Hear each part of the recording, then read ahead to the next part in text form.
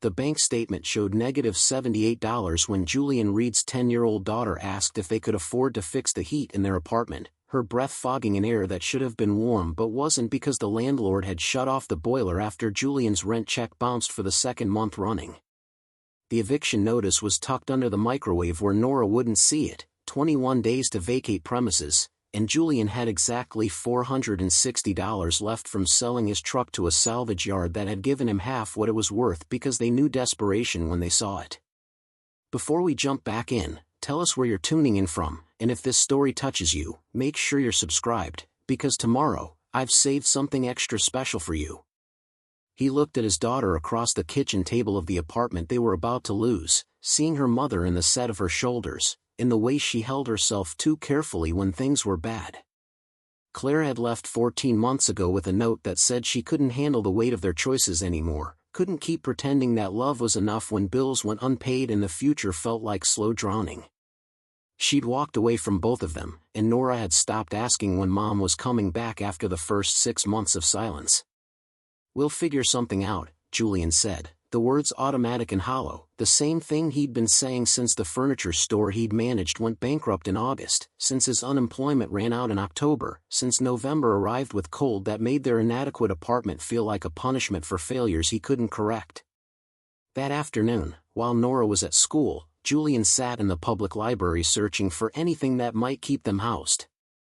He'd applied for every job in Burlington that didn't require degrees he didn't have, had exhausted every social service program that might provide assistance, had borrowed from every friend who hadn't already written him off as a lost cause.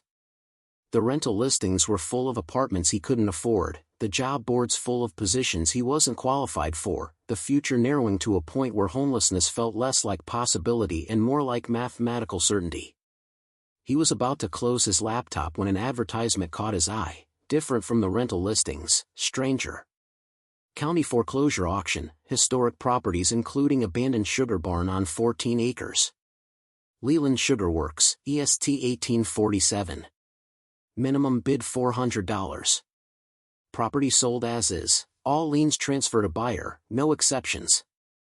The photographs showed a massive timber frame structure built from hand-hewn beams, its board and batten siding weathered to silver gray, its foundation stones settled into Vermont soil that had seen 2 centuries of seasons.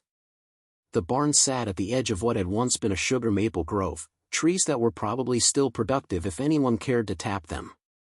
According to the county assessor's records, the Leland family had operated one of the region's largest maple sugar operations from the 1840s through the 1920s, producing syrup and sugar for markets across New England. The property had been abandoned since the 1930s when the last Leland had died without heirs and the county had seized it for unpaid taxes. It had sat empty for 90 years, too remote for developers, too decrepit to restore, too historically significant to demolish without permission nobody bothered to seek. The listing noted structural concerns, environmental hazards from old processing equipment, lack of utilities, and warned that the building was unsafe for occupation without extensive remediation. Julian looked at the photographs, seeing not history or architecture but raw materials. A timber frame barn that size, built from old-growth lumber before industrial forestry, would contain thousands of board feet of wood worth serious money to salvage dealers and craftspeople restoring historic homes. The hand-forged hardware, hinges and brackets and tools, would have value to collectors. Even the foundation stones could be sold as landscape material. He did rough calculations, conservative estimates based on salvage projects he'd researched when money was less desperate. If he worked carefully, dismantled everything marketable, he could probably clear $8,000 to $10,000 after expenses. Enough to pay back rent, secure a new apartment, buy time to find stable work. The $400 minimum bid would take nearly everything he had left, but the alternative was waiting for eviction with no plan except hoping something miraculous intervened. The auction was scheduled for the next morning at the county courthouse. Julian arranged for Nora to stay with their neighbor Mrs. Patterson, an elderly widow who'd been kind about watching her when Julian couldn't afford proper childcare. He drove to the courthouse in Mrs. Patterson's car. She'd offered to lend it after he'd sold his truck, arriving early to a room that held maybe 6 other people, all of them looking like investors or scrappers hoping to pick up cheap property. The auctioneer worked through properties methodically, selling vacant lots and condemned houses to buyers who knew exactly what they were acquiring. When the Leland Sugar Works came up, his voice took on the cautionary tone reserved for properties with serious problems. Historic timber frame structure, circa 1847, located on 14 acres of mixed woodland. Building requires extensive stabilization before any use. Environmental assessment identifies lead paint, asbestos insulation, and residual contamination from old processing equipment. No utilities, no road access except through neighboring property via easement that may be disputed. Minimum bid $400.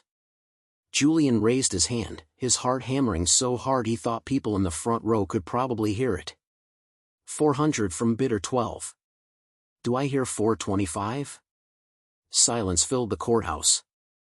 Julian could feel eyes turning toward him, could sense the judgment of people who recognized desperation when they saw it. Going once at $400.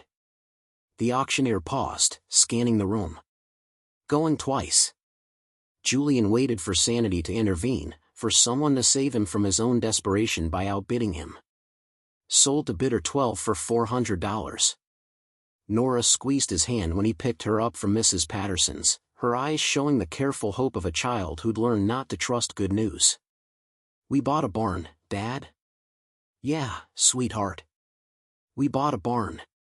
Julian kept his voice steady despite the fear churning in his gut. It's old and broken and probably stupid, but if I can salvage the materials, we'll have enough money to find a better place to live. Better than here with no heat? Yeah. Better than here with no heat.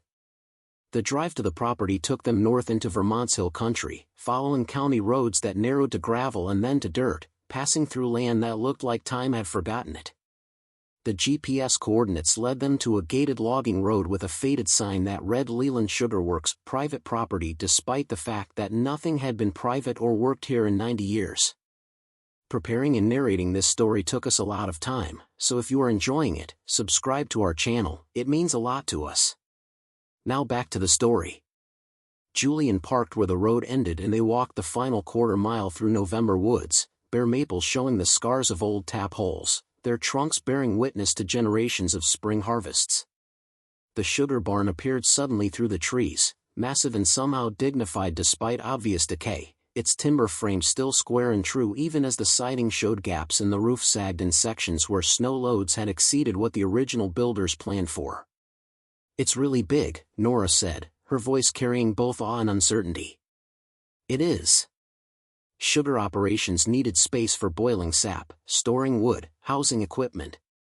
This would have been the center of everything when the Lelands were running their operation.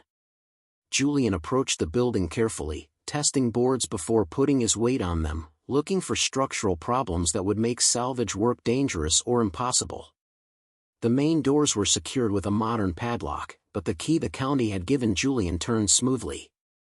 Inside, the barn was vast and overwhelming, 3 stories of open space beneath timber trusses that had been hewn from trees probably felled on this very property.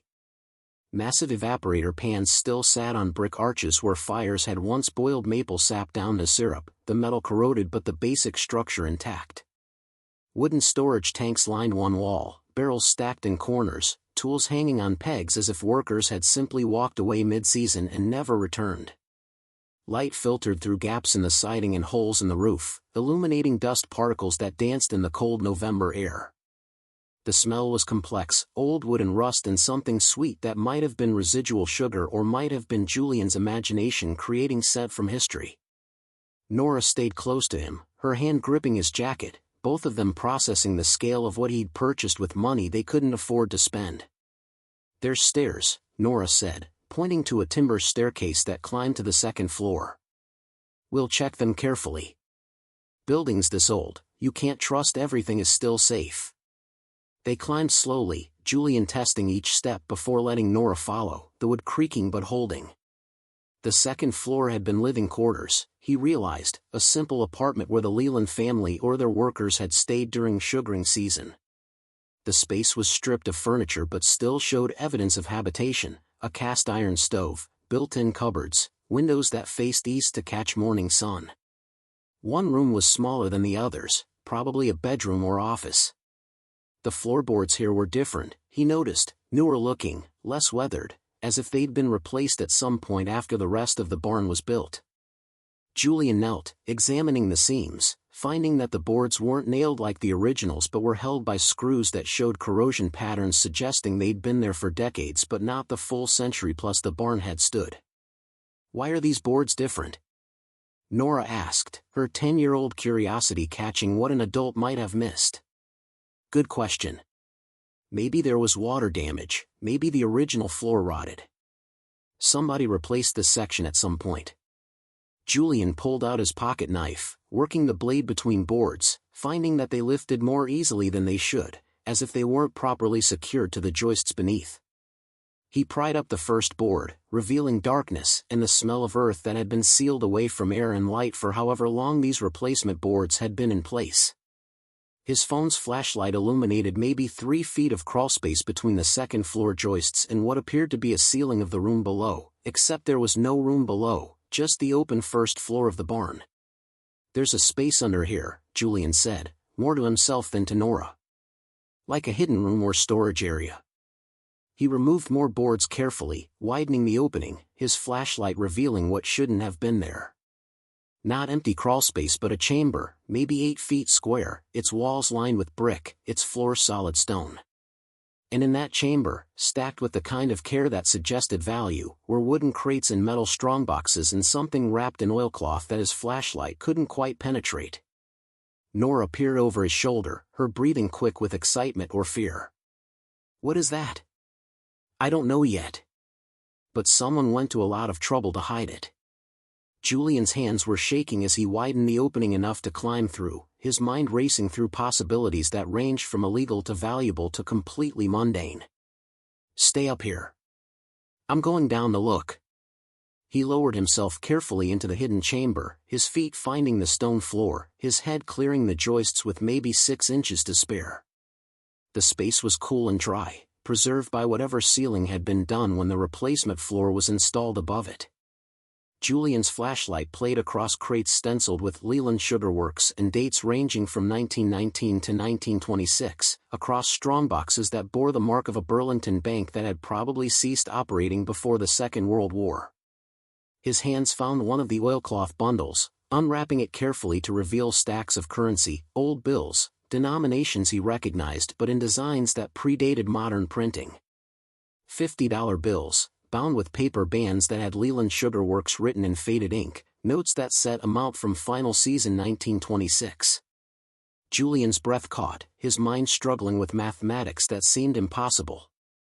He unwrapped another bundle, finding more currency, then opened one of the strongboxes to find it filled with gold coins, their surfaces dulled by time but their weight unmistakable. The second strongbox held jewelry, pocket watches and rings and brooches that suggested wealth accumulated over generations, items too valuable to sell during whatever crisis had led the Lelands to seal this chamber and then apparently die before retrieving what they'd hidden. "Dad?" Nora's voice carried worry. "Are you okay?" "Yeah, sweetheart. I'm okay." Julian climbed back up, his hands still shaking, his mind trying to process what he'd found. "I need to think about this. We should go back to the car, figure out what to do next." They drove back to Burlington in silence, Julian's thoughts churning through implications he couldn't quite grasp. He'd bought the barn for $400 seeking salvage materials worth maybe $10,000. He'd found instead what appeared to be a fortune hidden by people who'd died before retrieving it, wealth sealed away for 90 years waiting for someone desperate enough to buy abandoned property and thorough enough to notice replacement floorboards that didn't match the originals. That evening, after Nora was asleep, Julian researched the Leland family, finding newspaper archives that told a story of rise and fall. The Leland Sugar Works had been one of Vermont's largest maple operations in the late 1800s, producing not just syrup but refined sugar, shipping products across the country, accumulating wealth that made the family prominent in Burlington society. But the 1920s had brought crisis, cheaper sugar from other sources, changing tastes, economic pressure that made small-scale operations unviable. The final Leland, a man named Tobias, had died in 1932, found in the sugar barn after what the newspaper called apparent natural causes. He'd been 74, unmarried, childless, the last of his line. His estate had been tangled in debts and tax liens, the property seized by the county when no one stepped forward to claim it or settle what was owed. The sugar barn had sat abandoned since then, its contents apparently untouched, its secrets sealed beneath floorboards. Someone, probably Tobias, had replaced to hide wealth he must have believed he'd retrieve later. Julian found Tobias's obituary, noting that it mentioned his commitment to the family business until the end and his hope that future generations might revive the art of maple sugar production. There was no mention of hidden wealth, no suggestion that the man had died with a fortune sealed beneath his floor. But the evidence was undeniable. Julian had found what Tobias had hidden, had stumbled into inheritance meant for heirs who'd never existed, had purchased for $400 property that contained wealth worth he couldn't even estimate yet, didn't know enough about old currency values or gold prices or antique jewelry to calculate what the hidden chamber actually held. The practical questions pressed in immediately. Was the money legally his? Did it transfer with property ownership, or were there laws about found treasure, about estates that had never been properly settled? The county had seized the property for taxes in 1932, did that mean they had claim to anything found within it? And if Julian reported the discovery, if he tried to do everything legally, would he end up with nothing while lawyers fought over wealth that had been waiting 90 years to be found? He thought about the eviction notice under the microwave, about Nora's question about fixing the heat, about the 21 days they had left before losing the apartment. He thought about Claire walking away because the weight of their circumstances had become unbearable, about all the choices that had led him to this moment where doing the right thing might mean surrendering the only chance he'd ever have at real security.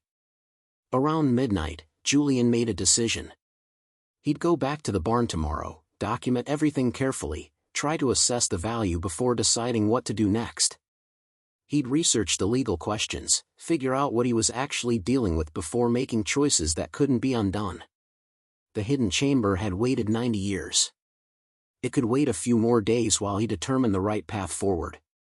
The next morning, he arranged for Nora to stay with Mrs. Patterson again, drove back to the sugar barn with supplies, a better flashlight, a camera, notebooks for documentation. The walk through November woods felt different knowing what waited beneath the replaced floorboards, the barn looming larger and more significant than it had when Julian thought of it only as salvage materials. Inside, the hidden chamber revealed itself more completely in proper light. Julian climbed down with his camera, photographing everything methodically, the crates with their dates and stenciling, the strongboxes with their bank marks, the bundles of currency and their careful labeling. He counted methodically, his hands steadier now that shock had passed, finding 30 bundles of bills ranging from 20s to hundreds, each bundle containing 50 notes. The mathematics became overwhelming quickly. At face value alone, the currency totaled over $60,000, and that didn't account for numismatic value, for the fact that old bills in good condition were worth far more to collectors than their printed denominations. The gold coins filled 3 strongboxes, their weight suggesting several hundred ounces at minimum. The jewelry was harder to assess, but even conservative estimates put its value in the tens of thousands. Julian was photographing the final strongbox when he found something else, a leather journal wrapped in oilcloth, preserved as carefully as the valuables it accompanied. He opened it carefully, finding pages filled with precise handwriting, entries dated from 1919 through 1926. The journal was Tobias Leland's, documenting the slow collapse of his business and the desperate measures he'd taken to preserve something for a future he wouldn't live to see. The entries were matter of fact, showing a man who understood his operation was failing but who refused to give up wealth his family had spent generations accumulating. September 1924, one entry read. Sold the last of the processing equipment to settle debts with suppliers. The sugar house stands empty now except for what I've hidden. My brother's children want nothing to do with maple sugar, have scattered to cities where they can pretend we never spent our lives boiling sap. I'm the last Leland who cares about what we built here, and when I die, it all becomes memory unless I preserve something tangible. March 1926, another entry noted. Completed the hidden chamber today. The county assessor was here last week asking questions about property values and tax arrears. I've moved everything worth preserving beneath the floor where their evaluation won't find it. Let them seize the building if they must. What matters is preserved for whoever comes after, for the person who might understand that some legacies are worth protecting even when the world has moved on. The final entry was dated November 1932, written in shakier handwriting that suggested Tobias knew his time was short. I'm dying in the place I've spent my life, the sugar barn that represents everything my family built and lost. The chamber holds more than money and gold. It holds proof that maple sugar mattered to Vermont, that small operations could produce quality that industrial processors never matched, that craftsmanship had value beyond mere profit. To whoever finds this, the wealth is yours by right of discovery and the effort it took to look where others didn't. But remember what it represents. The Lelands weren't perfect, but we believed in making something that mattered. Honor that if you can. Julian sat in the hidden chamber reading Tobias's words, feeling the weight of trust placed in whoever was desperate or curious enough to find what had been sealed away. The old man had died believing his wealth might be discovered, might provide for someone who'd appreciate what it represented. He'd chosen to hide it rather than let it be seized by authorities or scattered by heirs who didn't value the work that had created it. The journal included detailed documentation of the chamber's contents, itemized lists of currency amounts and gold weights and jewelry descriptions. Tobias had recorded everything with the precision of someone who'd spent his life managing a business, who'd understood that proper accounting mattered even when you were hiding assets from tax collectors. At the journal's end, tucked into the back cover, Julian found a letter written on the same stationery as the journal entries. To the finder of this chamber, the wealth you've discovered represents 5 generations of Leland family work, of spring mornings in frozen sugar bushes, of days spent boiling sap over wood fires, of nights calculating whether the market would bear what we needed to charge for quality product. We made maple sugar when it was profitable and continued making it after it ceased to be, because we believed in craftsmanship and tradition and the value of work done properly even when the world preferred cheaper alternatives. I've hidden this fortune not to cheat my creditors but to preserve what my family built from being scattered to pay debts incurred trying to maintain a dying operation. The county will seize the sugar barn for taxes I can't pay. Let them have the building. What matters, the accumulated wealth of generations, I've placed beyond their reach for whoever is thorough enough to find it. You've earned this by purchasing property nobody wanted, by looking carefully enough to notice replaced floorboards and by having the curiosity to investigate what they concealed. Consider it payment for completing work I couldn't finish, ensuring that Leland wealth goes to someone who'll appreciate what it represents rather than bureaucrats who see only tax revenue. Use it wisely. Invest it in building something that matters, in work that has meaning beyond mere survival. Honor the generations of Lelands who believed maple sugar production was craft worth perfecting, even if you never tap a single tree yourself. That's the inheritance I'm leaving, not just money, but the obligation to build something meaningful with what you've received. Tobias Leland, November 1932. Julian read the letter 3 times, his hands trembling with the weight of what he'd found and what it meant. Tobias had known he was dying, had documented his fortune and his intentions, had created a clear record that whoever found the chamber was meant to have its contents. This was an accidental discovery of forgotten wealth, it was deliberate inheritance left for someone unknown, trust placed in the future that eventually someone would look carefully enough to find what had been hidden. But the letter didn't answer the legal questions. Property seized for taxes became county property, and anything contained within it presumably transferred to the county as well. The fact that Tobias had hidden his wealth specifically to prevent seizure might not matter legally, might just prove intent to defraud creditors. Julian could claim the money, could argue that Tobias's letter made his intentions clear, but he had no idea if that argument would hold up or if he'd end up fighting legal battles he couldn't afford against a county government that would claim ownership of everything in the chamber. He photographed the journal and letter, documented everything as carefully as he'd documented the physical contents, then climbed back up to the second floor feeling like he'd been given a burden that was equal parts opportunity and obligation. The smart thing was probably to consult a lawyer, to get legal advice before making decisions that could expose him to criminal charges if he chose wrong. But lawyers cost money he didn't have, and the eviction deadline was approaching with mathematical certainty. That evening, after picking up Nora from Mrs. Patterson's, Julian made calls to people who might help him navigate the legal complexity without requiring payment he couldn't afford. He found a legal aid organization that offered free consultations for people below poverty level, scheduled an appointment with an attorney named Sarah Mitchell who specialized in property law and estates. Sarah listened to his situation with the careful attention of someone used to complicated circumstances, asked questions about the property purchase and the discovery and Tobias's documentation. When Julian finished explaining, she was quiet for a long moment, her expression showing calculation. "This is complicated," she said finally. Tobias Leland died intestate, without a will, in 1932. His estate was never properly settled because there were no heirs and the property was seized for taxes. Under normal circumstances, anything found on seized property belongs to the seizing authority, in this case the county.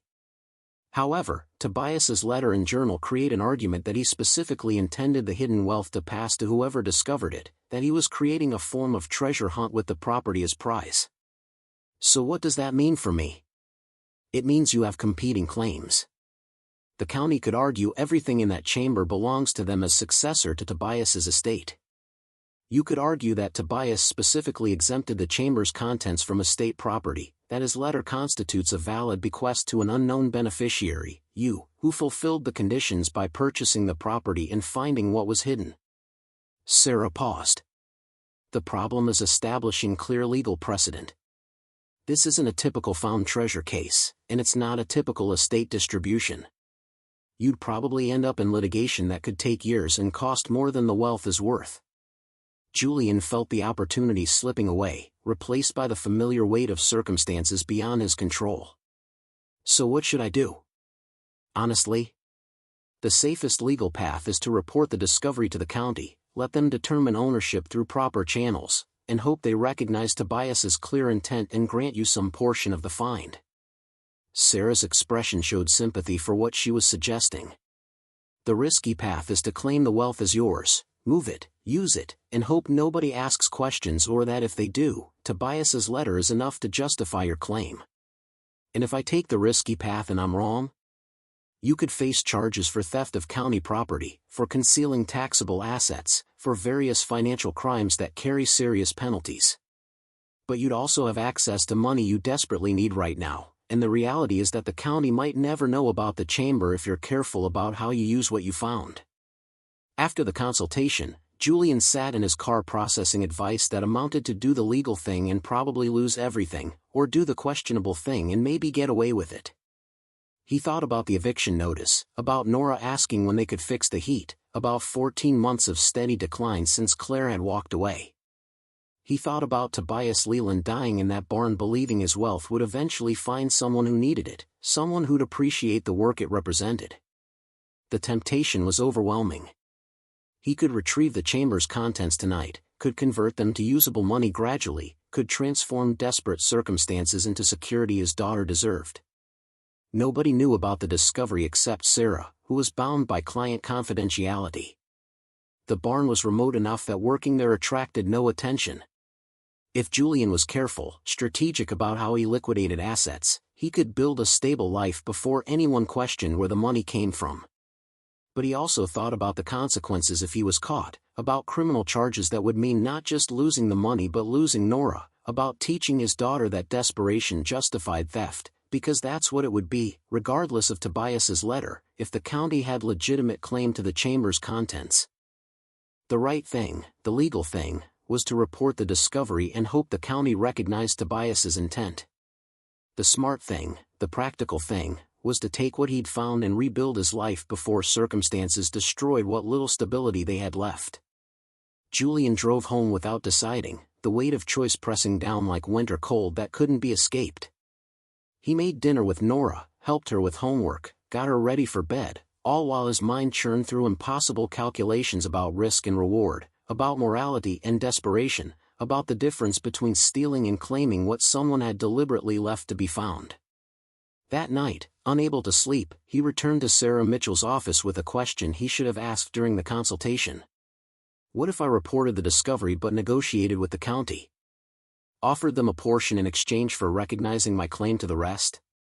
Sarah looked up from paperwork, her expression showing she'd been expecting this question. That's actually the approach I'd recommend if you want to keep some of the wealth legally. Report the discovery, provide them with Tobias's letter and journal, argue that his clear intent was to benefit whoever found the chamber. Offer the county a finder's fee, say 30%, in exchange for confirming your ownership of the remaining 70%. Would they accept that? Depends on the county attorney, on how much they care about precedent versus revenue, on whether they see you as someone trying to do right or someone trying to steal from them. But it's a defensible position, gives them significant money they wouldn't otherwise have, and acknowledges that Tobias's intent matters legally even if it's not a standard estate distribution. Julian thought about this, about 70% of the chamber's value, about legitimate ownership that wouldn't require looking over his shoulder for criminal charges. And if they refuse? If they claim everything? Then you'd have a choice. Accept their decision, or fight them in court, or walk away and pretend you never found anything. Sarah leaned forward. But Julian, here's what I think based on 30 years of property law. Tobias Leland went to enormous effort to hide his wealth specifically so it wouldn't be seized along with the property. His letter makes his intent crystal clear. Any reasonable county attorney is going to recognize that fighting you over this creates bad precedent and bad publicity, especially since you're offering them significant money just for acknowledging what Tobias explicitly stated. The next morning, Julian called the county attorney's office, his hands shaking as he explained he'd found something significant on property he'd recently purchased at auction and wanted to discuss the legal implications before taking any action. The assistant who took his call scheduled an appointment for later that week, her tone suggesting this was unusual enough to warrant careful attention. The meeting happened in a conference room that smelled like old documents and institutional coffee. The county attorney was a woman named Margaret Walsh, maybe 50, with the tired eyes of someone who'd spent decades navigating legal complexity. Julian laid out everything methodically, the property purchase, the discovery of the chamber, Tobias's journal and letter, the itemized documentation of the wealth hidden for 90 years. Margaret read Tobias's letter twice, examined the journal entries, studied the photographs Julian had taken. Finally, she said, "This is remarkable. And complicated. And frankly not something I've encountered in 25 years doing this work. What happens now? Legally, the county has a claim to anything found on seized property. But Tobias Leland's letter creates a compelling argument that he specifically intended the chamber's contents to pass outside normal estate distribution, that he was creating a treasure hunt with his wealth as prize for whoever was thorough enough to find it." Margaret paused. "I could fight you on this, could argue the county owns everything and force you to prove otherwise. But honestly, that feels wrong. Tobias was clear about his intentions, and you fulfilled the conditions he set by purchasing the property and discovering what he'd hidden." Julian felt hope flare in his chest but kept his expression neutral. "So you'll recognize my claim?" "I'll recommend the county recognize partial claim. You found wealth that would still be hidden if you hadn't been observant and curious. That deserves compensation. But the property was seized for unpaid taxes, and the county has legitimate interest in assets that might have settled those tax debts if Tobias hadn't hidden them." Margaret pulled out a notepad, writing numbers. "Here's what I'll propose to the board. The county accepts 25% of the chamber's value as settlement for tax liens and legal claims. You retain 75% as finder's compensation and in recognition of Tobias's stated intent. We work together to liquidate assets properly, ensuring everything is documented and taxed appropriately going forward. That's more than fair. It's what makes sense given the circumstances. Tobias died owing the county money. The wealth you found could have paid those debts if he hadn't hidden it. But he did hide it, specifically for whoever came after, and his letter is legally compelling even if it's not standard estate planning." Margaret extended her hand. "Do we have an agreement pending board approval?" Julian shook, feeling the weight of choice settling into something manageable. "Yes. We have an agreement. The process took 3 months to complete, 3 months of documentation and assessment and negotiation with experts who could value old currency and gold and antique jewelry. The chamber's total worth was staggering, just over $400,000 after accounting for numismatic value and precious metal prices and auction estimates for the jewelry. The county's 25% came to $100,000, leaving Julian with $300,000 that transformed from theoretical wealth to actual money in his bank account. He paid the back rent first, settled the eviction notice, then found a better apartment with heat that worked and windows that sealed properly. He bought Nora winter clothes that fit, enrolled her in programs he'd been unable to afford, created the kind of stability that had seemed impossible when he'd had -$78 and an eviction notice under the microwave. He invested most of the money conservatively, creating security that would last years rather than months, building the buffer between stability and crisis that poverty had never allowed. But he also did something Tobias's letter had requested. He enrolled in a program about sustainable forestry and maple production, learning about the industry that had defined the Leland family for 5 generations.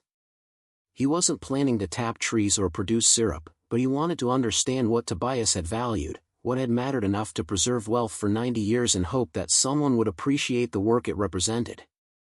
The sugar barn remained county property, but Margaret Walsh helped Julian negotiate a long-term lease that allowed him to maintain the building and potentially restore it if he chose. The hidden chamber was documented and preserved, its brick walls and stone floor left intact as testimony to what Tobias had created and what Julian had found. Nora adapted to their improved circumstances with the cautious optimism of a child who'd learned not to trust stability. She got involved in a school project about Vermont history, chose to research the maple industry, interviewed Julian about what he'd learned and what he'd found in Tobias's journal. Her teacher was impressed enough to arrange a field trip to the sugar barn, students walking through the same space where Julian had lifted floorboards and discovered wealth that had been waiting nearly a century to be claimed.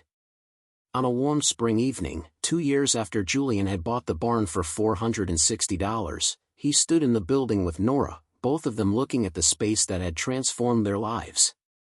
The county had granted permission for restoration work, and Julian had hired specialists to stabilize the structure, repair the roof, preserve the historical equipment while making the building safe for visitors. Mr. Leland would be happy, Nora said, her 12-year-old voice carrying conviction.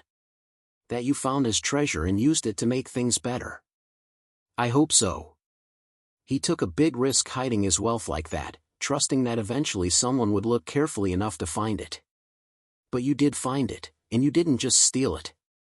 You worked with the county, made sure everything was legal, honored what he wanted. Nora paused. Mom would have just taken the money and run, wouldn't she? The question surprised Julian, showed how much his daughter had processed about her mother's character and choices. Maybe. Your mom made decisions based on what was easiest rather than what was right.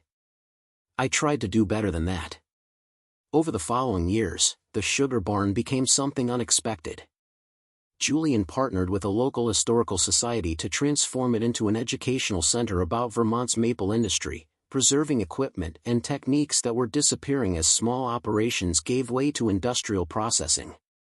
The hidden chamber was open to tours. Tobias's journal and letter displayed alongside exhibits about the Leland family and their 5 generations of sugar production.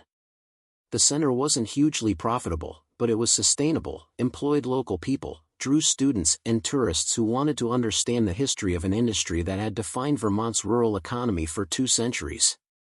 Julian managed operations while continuing to learn about maple production, eventually tapping a small grove and producing limited quantities of syrup using methods Tobias would have recognized. Nora flourished in ways that made Julian's throat tight with pride and relief. She excelled in school, developed interests in history and business, talked about studying sustainable agriculture in college and maybe continuing the work they'd started at the sugar barn.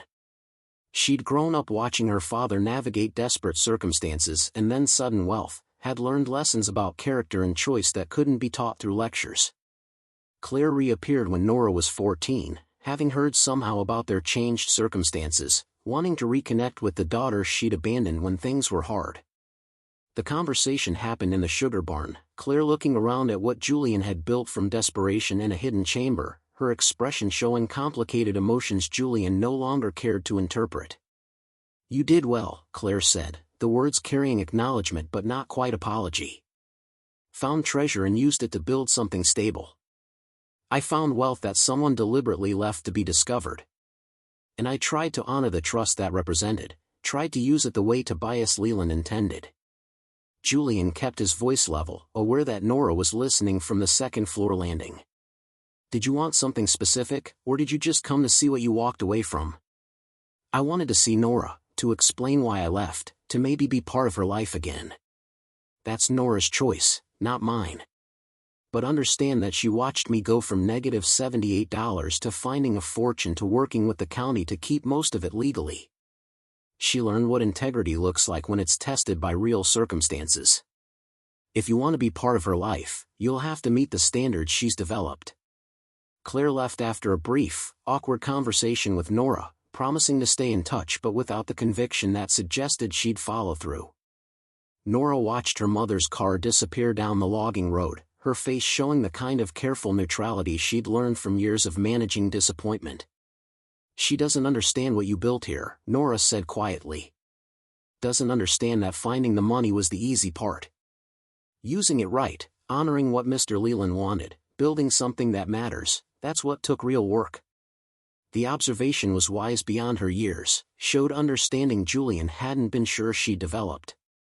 "Your mom made different choices than I did. That doesn't make her evil, just different. But it makes you someone I want to be like. Someone who does right even when it's hard, who honors other people's trust, who builds things that matter instead of just surviving." Nora paused. "That's what Mr. Leland's letter was about, wasn't it? Using his wealth to build something meaningful instead of just spending it on stuff that doesn't matter." The years continued their steady progression, each one adding layers to the sugar barn's transformation. Julian expanded the educational programs, brought in experts who taught traditional production methods, created apprenticeships for young people interested in small-scale sustainable agriculture.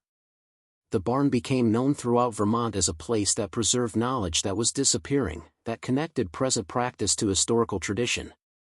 The wealth from Tobias's chamber had been invested carefully, created income that supported the educational center and provided security for Julian and Nora. But its real value wasn't financial, it was the opportunity it had created to build something that honored the Leland family's 5 generations of work, to transform a hidden fortune into living legacy that served purpose beyond mere profit. Christine Walsh, Margaret's daughter who'd become county historian, helped Julian research the Leland family more thoroughly, finding records and photographs that told the complete story of their operation. They discovered that the Lelands had been innovators, had developed improved evaporating techniques, had been among the first in Vermont to grade syrup by color and flavor rather than just selling generic product. Their reputation for quality had allowed them to command premium prices for decades, had built wealth that survived even as changing markets made their operation unviable. They were craftspeople in an era that was moving toward industrial production, Christine explained during one research session.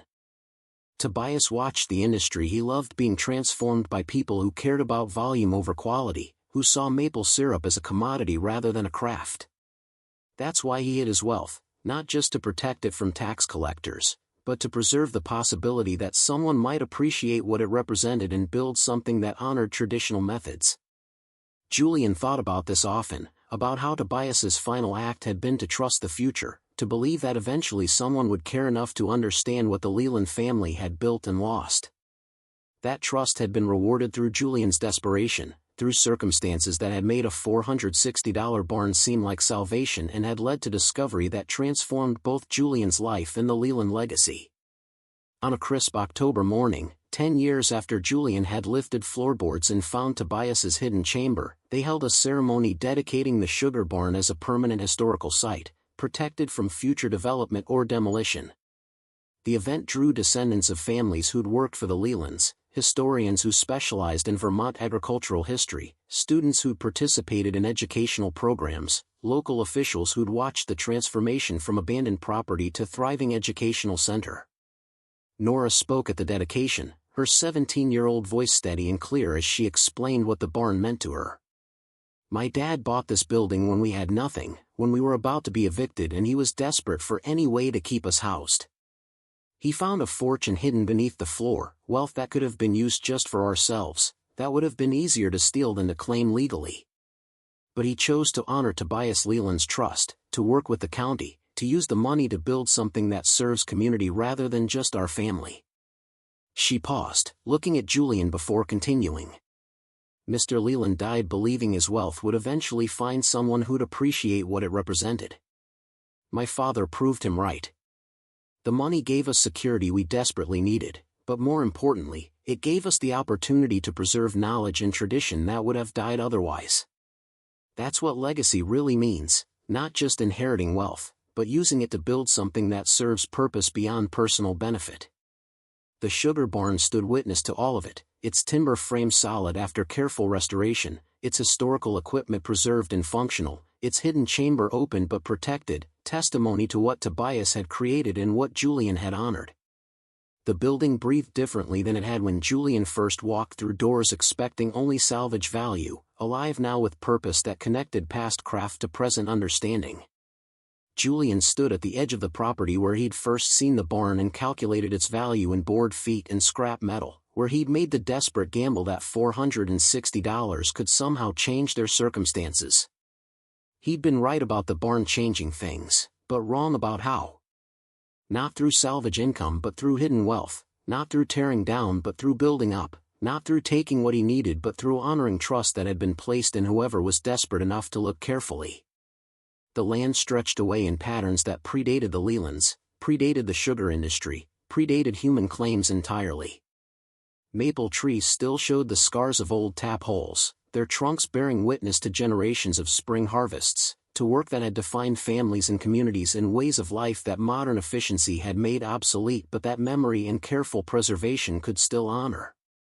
Above, stars appeared in patterns that had looked down on this property before the barn was built, before Tobias Leland had hidden his fortune, before Julian Reed had lifted a floorboard seeking wood and found instead wealth that had been waiting 90 years for someone to claim it properly. Those stars would continue after everyone currently alive was gone, witnessing the slow work of buildings being restored and knowledge being preserved and families choosing to honor trust rather than exploit opportunity.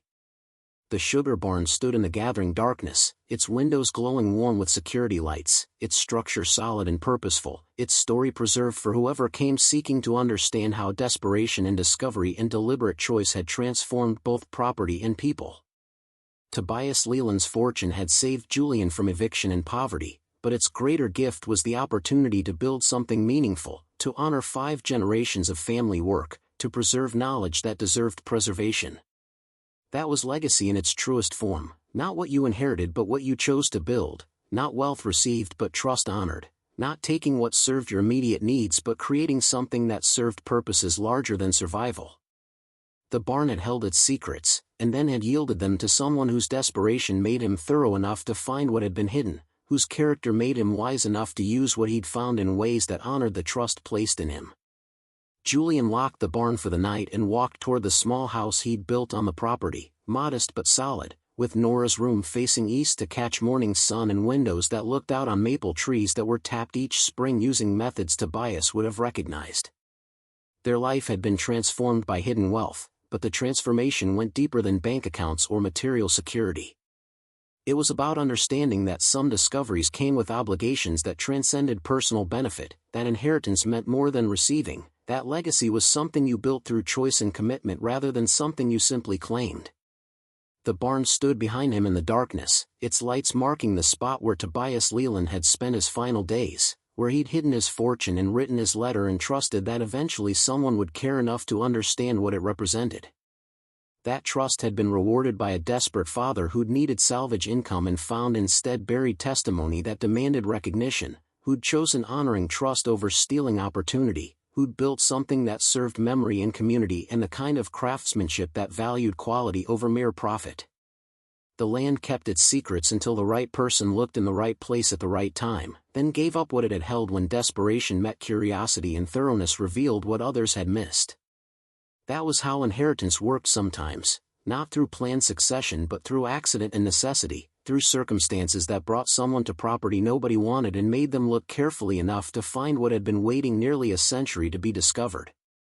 Julian stood on the porch of the house that wealth had built, looking at the barn that had contained it, thinking about the journey that had brought him from -$78 to security beyond anything he'd imagined. The money had saved them, yes, but its greater gift was the opportunity to honor Tobias Leland's trust, to preserve what his family had built, to create something that connected past craft to present understanding in ways that served community rather than just personal benefit.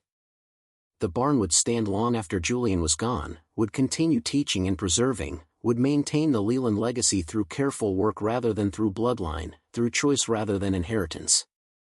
That was enough. More than enough. It was legacy written in timber and stone, in preserved equipment and traditional methods, in the understanding that some treasures were worth more than their monetary value, that some trusts deserved honoring even when honoring them cost you something you thought you needed. The transformation of the sugar barn into an educational center brought challenges Julian hadn't anticipated when he negotiated the lease with the county. The building required constant maintenance, its 175-year-old timber frame demanding attention that went beyond basic preservation. Water infiltration from spring thaws revealed structural issues that weren't visible during winter, foundation stones that had shifted over decades needed resetting, the old evaporator pans showed corrosion that threatened to make them unsafe even for display purposes. Julian hired specialists who understood historic timber frame construction, craftspeople who'd spent careers working with buildings from Vermont's agricultural past. They taught him how to read the barn's structure, how to identify problems before they became critical, how to repair damage while maintaining historical integrity. The work was expensive despite the fortune from Tobias's chamber, required careful budgeting and constant vigilance to prevent small issues from becoming catastrophic failures. But the real challenge came from an unexpected source. 3 years after the dedication ceremony, a man named Robert Leland appeared at the sugar barn claiming to be Tobias's great-nephew, descended from a sister who'd moved to California in the 1920s. He arrived with a lawyer and documents that purported to show his lineage, demanding recognition as Tobias's rightful heir and claiming ownership of everything Julian had found in the hidden chamber. The claim was immediately suspicious. Tobias's obituary and estate records had been clear about him being the last of his line, about having no living relatives when he died. But Robert's documentation looked legitimate on surface examination, included birth certificates and family records that traced a line from Tobias's sister Martha through 3 generations to Robert himself. Margaret Walsh, now semi-retired but still consulting for the county on complex cases, reviewed Robert's claim with the skeptical attention of someone who'd seen attempted fraud before. "The documents look real," she admitted during a meeting with Julian and his attorney. "But the timeline is suspicious. Martha Leland moved to California in 1921, died in 1928, supposedly leaving a daughter who would be Robert's grandmother. But county records show Martha dying childless, her small estate distributed to local charities. So he's faked the documents? Or someone in his family did, creating a false lineage that would support a claim to Leland wealth if it ever surfaced." Margaret pulled up digital archives, comparing dates and signatures. "Look here, the birth certificate for Martha's supposed daughter shows a California county seal that didn't exist until 1935. It's a forgery, probably created recently by someone who didn't research carefully enough to match historical accuracy." The legal battle took 8 months to resolve, 8 months of Robert Leland claiming Julian had stolen his inheritance, of media coverage that painted the situation as dispute over treasure rather than attempted fraud.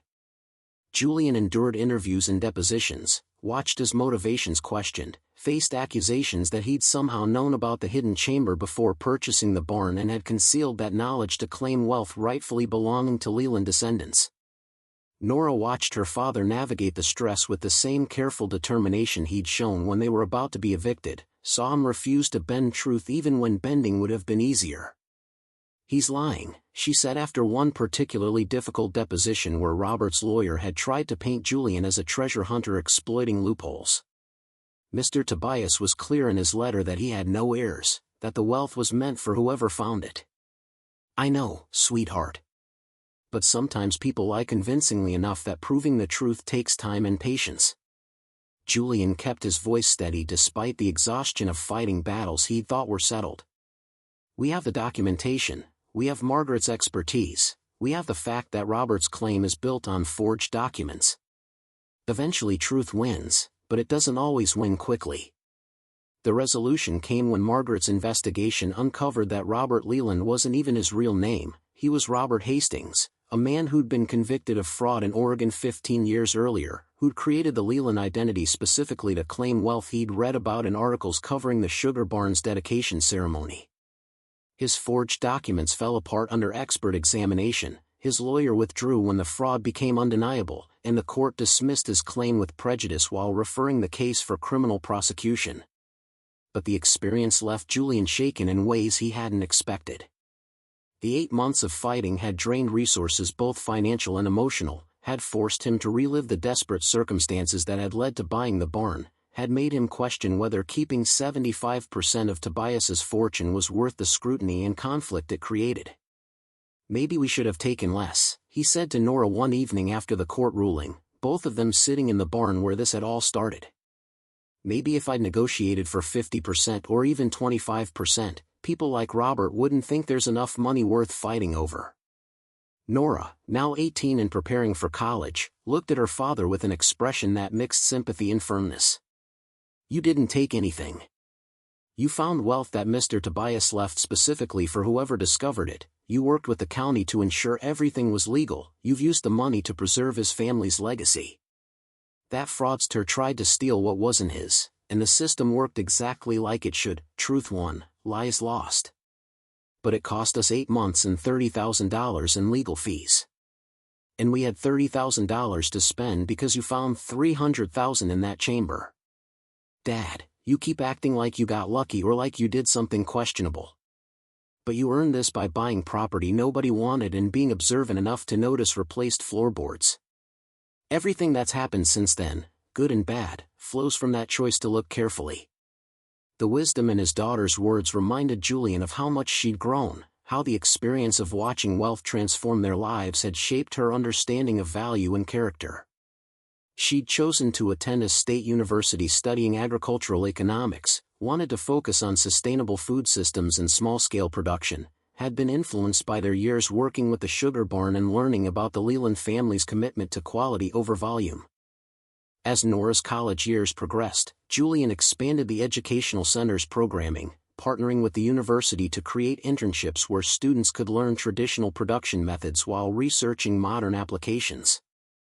The barn became a laboratory where historical knowledge met contemporary sustainability concerns, where understanding how the Lelands had worked informed thinking about current agricultural challenges. One of Nora's classmates, a young man named Marcus Chen whose family had emigrated from Taiwan 2 generations earlier, became particularly interested in the parallels between maple production and his grandparents' tea cultivation traditions. He spent a summer at the barn studying Tobias's journals and learning to tap trees and boil sap, finding unexpected connections between different crafts that shared similar philosophies about patience and careful work. "My grandfather talks about tea production the same way Mr. Leland wrote about maple sugar," Marcus explained during a presentation to visiting students. "Both require understanding that quality comes from attention to detail, that rushing the process compromises the product, that some knowledge can only be learned through years of careful practice. These traditional methods weren't abandoned because they didn't work, they were abandoned because modern efficiency values speed over quality." The observation resonated with Julian, helped him understand something about why Tobias had gone to such lengths to preserve his wealth. It wasn't just about money or family pride. It was about preserving knowledge that the modern world was actively forgetting, about creating the possibility that someone might appreciate craftsmanship that had been perfected over generations and was being lost to industrial processes that produced inferior product faster and cheaper. Julian began documenting everything more carefully, creating video archives of traditional techniques, interviewing old-timers who remembered when small sugar operations were still common throughout Vermont, preserving knowledge that was disappearing as the last generation who'd learned pre-industrial methods died off. The work felt urgent, driven by recognition that windows for preservation were closing, that another decade might see the last people with direct knowledge of these methods gone and their expertise lost forever. The documentation project attracted attention from historical societies and universities, brought researchers who wanted to study the Leland journals and compare techniques across different operations and time periods. One historian, Dr. Ellen Morrison, spent 6 months analyzing Tobias's records and discovered that the Leland family had been innovators whose improvements to evaporator design had influenced the entire industry, whose work had been adopted by competitors but never properly credited. Tobias wasn't just preserving his family's work, Dr. Morrison explained during a symposium held at the barn. He was preserving innovations that had shaped Vermont maple production for decades, improvements that became standard practice but that nobody remembered originated with the Lelands. His journals document the development of techniques we still use today, but the modern industry has no idea who created them. The revelation added weight to what Julian had built, confirmed that the preservation work mattered beyond just honoring one family's legacy. The Lelands had contributed to their industry in ways that deserved recognition, had advanced craft in ways that modern producers benefited from without knowing the source. Making that knowledge accessible, connecting present practice to historical innovation, created value that went beyond the educational center's immediate programming. As Nora's graduation approached, she surprised Julian by announcing she wanted to stay in Vermont rather than pursuing opportunities elsewhere. "I've been offered a position with the state agricultural department focusing on sustainable rural development," she explained. "And I want to continue working with the barn, helping you expand the programming, maybe starting to think about what happens when you're ready to step back." The conversation forced Julian to confront something he'd been avoiding, planning for succession, for what would happen to the educational center and the Leland legacy when he could no longer manage operations. He was 48 now, healthy but aware that the work he'd been doing was intensive and demanding, that eventually he'd need someone to carry it forward or watch it collapse when his energy failed. "I'm not ready to step back yet," he said carefully. "But I'm glad you want to be involved long-term. This place needs someone who understands what it represents, who values the work enough to maintain it properly." Over the following years, they developed a partnership that allowed Julian to focus on preservation and education while Nora handled administrative and developmental aspects. She proved to have her mother's organizational skills without Claire's tendency to abandon commitments when they became difficult, brought fresh perspectives about how to make the center more accessible and relevant to contemporary audiences while maintaining its historical integrity. She also brought Marcus Chin into the operation more formally, hiring him to develop programming around cross-cultural craft traditions, showing how the principles Tobias had valued, patience, attention to detail, respect for materials, appeared in different cultures and different crafts but shared common philosophical foundations. The work attracted international attention, brought visitors from Japan and Taiwan and Scandinavia who were trying to preserve their own traditional food production methods, who recognized in the Leland story something universal about the tension between efficiency and quality, between modern convenience and traditional craft. Julian watched the educational center evolve beyond what he'd imagined when he'd first negotiated the lease with the county, saw it become a hub for conversations about sustainability and craft that went far beyond maple production specifically. Tobias's hidden fortune had made all of this possible, but the real inheritance was the commitment to preserving knowledge that deserved preservation, to honoring work that had been done properly even when properly meant slower and harder and less profitable. On a cold November morning, 15 years after Julian had lifted floorboards seeking salvage value and found instead Tobias's chamber, he walked through the barn alone thinking about the journey that had brought him here. The building had been restored completely now, its timber frame sound, its roof weather-tight, its historical equipment preserved and functional. The hidden chamber remained accessible for tours, Tobias's journal and letter displayed alongside exhibits that told the complete story of 5 generations of Leland family work. But more significantly, the barn lived. Students worked there year-round, learning techniques that connected them to craft traditions stretching back centuries. Researchers studied the Leland innovations and documented how their improvements had influenced an entire industry. Visitors came seeking to understand how pre-industrial food production had worked, how quality had been achieved before modern standardization made everything faster but often worse. Julian thought about the letter Tobias had written, about the trust placed in whoever would find his hidden wealth. "Use it wisely," the old man had written. invested in building something that matters, in work that has meaning beyond mere survival. Honor the generations of Lelands who believed maple sugar production was craft worth perfecting, even if you never tap a single tree yourself. He tried to do that, had used Tobias's fortune to preserve not just history but living knowledge, to create something that served community and tradition and the kind of careful work that modern efficiency dismissed as unnecessary. The money was mostly gone now, invested in restoration and programming in the infrastructure needed to maintain a 175-year-old building properly. But its impact remained in every student who learned traditional methods, in every researcher who studied Leland innovations, in every visitor who left understanding that craft and quality and patient work still mattered even when the world had moved on to faster alternatives. Nora found him there, standing in the space where he'd discovered the chamber that had changed everything. She'd brought coffee and pastries, a ritual they'd developed over years of working together, moments of quiet before the day's programming began. "Marcus and I have been talking," she said after they'd sat quietly for a few minutes.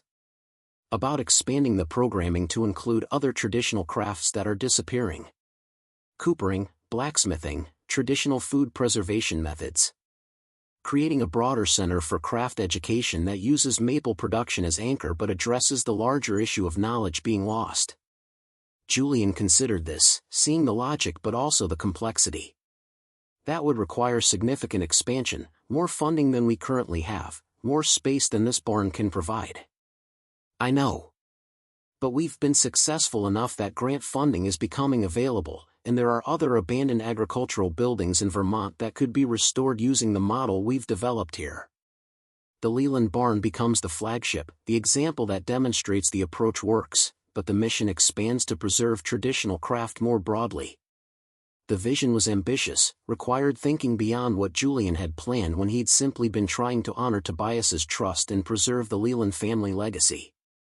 But it also felt right, felt like natural evolution of work they'd started when Julian had chosen to report his discovery rather than stealing what he'd found. "Let's develop a detailed plan," he said finally. "Show me how it would work, what resources we'd need, how we maintain quality and historical integrity while expanding scope. If we're going to do this, we do it properly, the way Tobias would have, valuing craft over speed, quality over volume." The planning took 2 years, involved partnerships with universities and historical societies, required grant applications and feasibility studies and careful research into which crafts were most at risk of disappearing entirely. They identified blacksmithing, coopering, and traditional food preservation as initial expansion areas, found abandoned buildings that could house specialized programming, developed curricula that balanced historical accuracy with contemporary relevance. The expansion launched when Nora was 28, attracting students from across the country who wanted to learn skills their grandparents had known but that modern education no longer valued. The Leland Sugar Barn remained the center of operations, but satellite facilities in other parts of Vermont created a network of traditional craft education that preserved knowledge that was otherwise being lost to generational attrition. Marcus Chen led the blacksmithing program, bringing his understanding of how different cultures approached metalwork, creating cross-cultural dialogue about craft that enriched everyone's understanding. Other instructors came from traditions that were dying in their own communities, a woman who'd learned coopering from her grandfather, a man who'd spent 40 years making barrels the old way and wanted to teach others before his knowledge died with him. The network attracted media attention, brought journalists who wrote about the growing movement to preserve traditional craft, about young people choosing to learn skills that seemed obsolete but that connected them to work that had meaning and quality and the satisfaction of making things properly. The coverage drove enrollment, created demand that exceeded their capacity, forced them to develop waiting lists and selective admission processes. Julian watched this growth with pride mixed with the humility of recognizing that what they'd built had exceeded his vision, had become something larger than one family's story or one man's hidden fortune. Tobias's wealth had seeded all of this, had created the possibility that traditional craft could be preserved not as museum curiosity but as living practice, but the real work had been done by people who chose to value what Tobias had valued even when the modern world dismissed it as inefficient or unnecessary. On a warm June evening, 20 years after Julian had bought the sugar barn for $460, they held a gathering celebrating 2 decades of preservation work. Students and alumni came from across the country, brought examples of work they'd created using methods learned at the Leland programs, shared stories about how traditional craft had influenced their careers and their understanding of quality and patient work. One student, a woman named Sarah Brennan who'd learned coopering and now ran her own small operation making barrels for craft breweries, spoke about what the program had meant to her. "I was working corporate marketing, making good money doing work that felt meaningless. I took a weekend workshop here learning basic woodworking, and something clicked.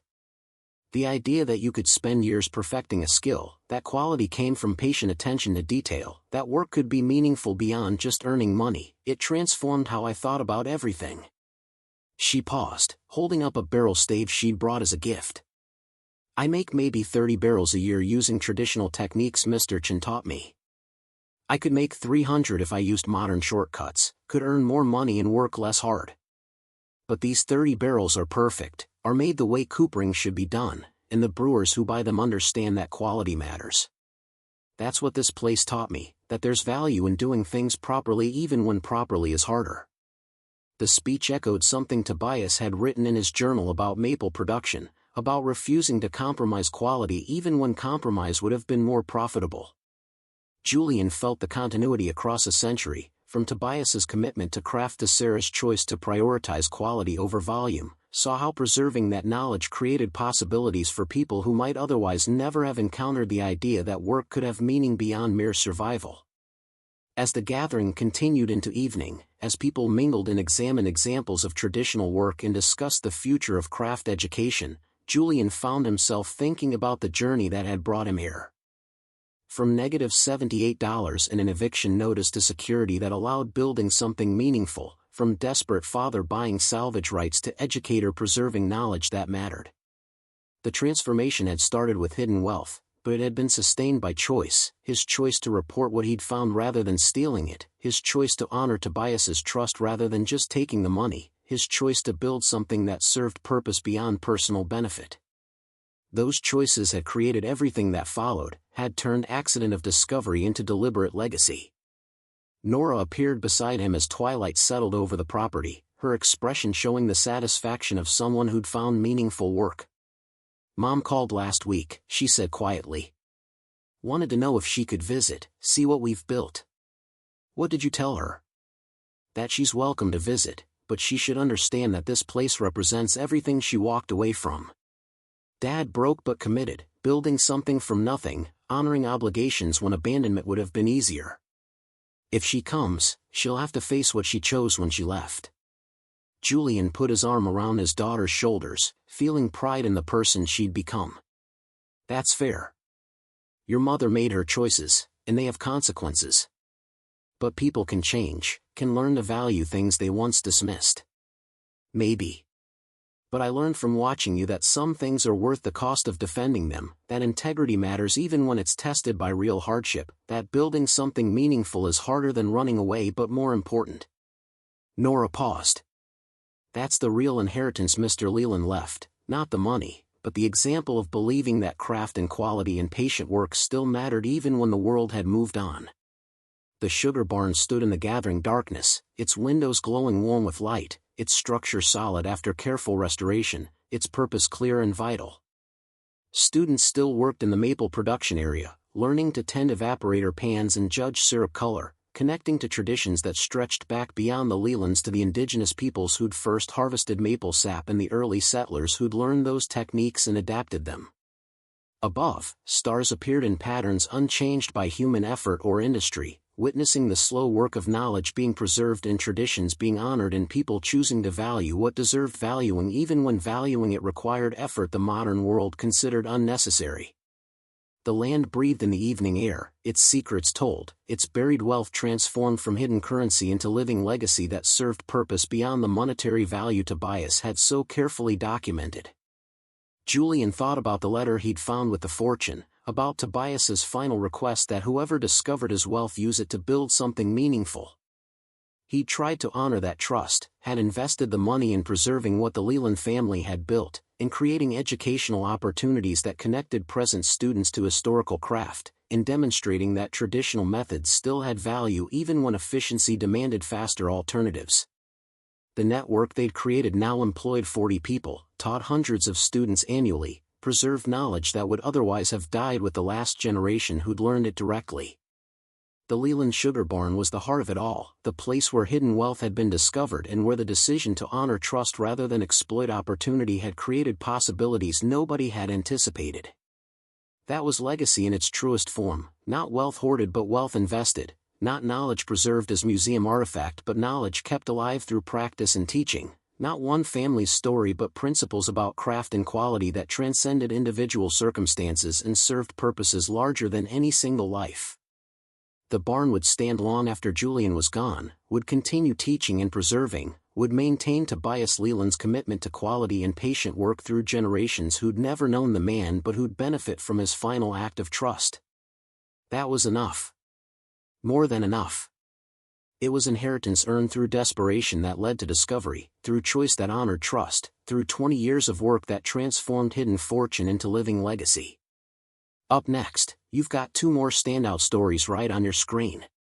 If this one hit the mark, you won't want to pass these up. Just click and check them out. And don't forget to subscribe and turn on the notification bell so you don't miss any upload from us.